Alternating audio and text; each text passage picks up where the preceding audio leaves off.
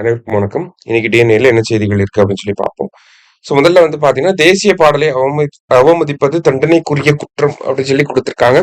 அதாவது சமீபத்துல பாத்தீங்கன்னா உள்துறை அமைச்சகம் இந்த தேசிய பாடலுடைய 6 பேராகிராஃபையுமே பாடணும் அப்படிங்கறத சொல்லிட்டாங்க. அந்த 6 பேராகிராஃப் 6 சரணங்களையும் பாடுறதுக்கு 3 நிமிஷம் 10 செகண்ட் டைம் அப்படிங்கறதையும் கொடுத்திருக்காங்க. சரியா? அதன்படி நம்ம தேசிய பாடலை பாடணும். இன்கேஸ் நம்ம தேசிய பாடலை அவமரியாதைப்படுத்தக்கூடிய வகையில நடந்துக்கிட்டோம்னா அதற்கு நமக்கு பனிஷ்மெண்ட் அப்படிங்கிறது உண்டு.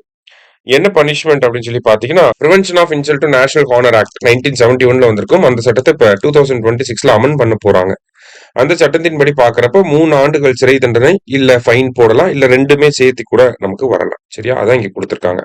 அதை தாண்டி பாக்குறப்ப பிறப்பு மற்றும் இறப்பு பதிவு சட்டம் 1969 அமன் பண்ண போறாங்க. அது போக பாத்தீங்கன்னா வெளிநாட்டு பங்களிப்பு முறைப்படுத்துதல் திருத்த சட்ட மசோதா FCRA ஆக்ட அமன் பண்ணி அதுல பனிஷ்மெண்ட்ஸ் எல்லாத்தையுமே ஸ்ட்ரிக்ட் பண்ண போறாங்க. FCRA ஆக்ட் அப்படிங்கிறது 2010 நமக்கு வந்துடும். சரிங்களா? அடுத்தது பாத்தீங்கன்னா அவசர சட்டத்துக்கு மாற்றான மசோதா. சமீபத்துல உச்சநீதிமன்றத்தோட நீதிபதிகளின் எண்ணிக்கையை இன்க்ரீஸ் பண்ணியிருந்தாங்க. Supreme court number of judges act 1956 amend பண்ணி இன்க்ரீஸ் பண்ணியிருந்தாங்க. 1+33 இருந்தது 1+37 இன்க்ரீஸ் பண்ணியிருந்தாங்க. அதை பிரசிடென்ட் ஆர்டினன்ஸ் போட்டு அவசர சட்டத்தின் மூலியமா தான் கொண்டு வந்திருப்பாங்க. அந்த அவசர சட்டத்துக்கு பதிலாக இப்ப ஒரு மசோதாவை கொண்டு வர போறாங்க. சரியா? ஏன்னா அவசர சட்டம் அப்படிங்கிறது இருந்துச்சுன்னா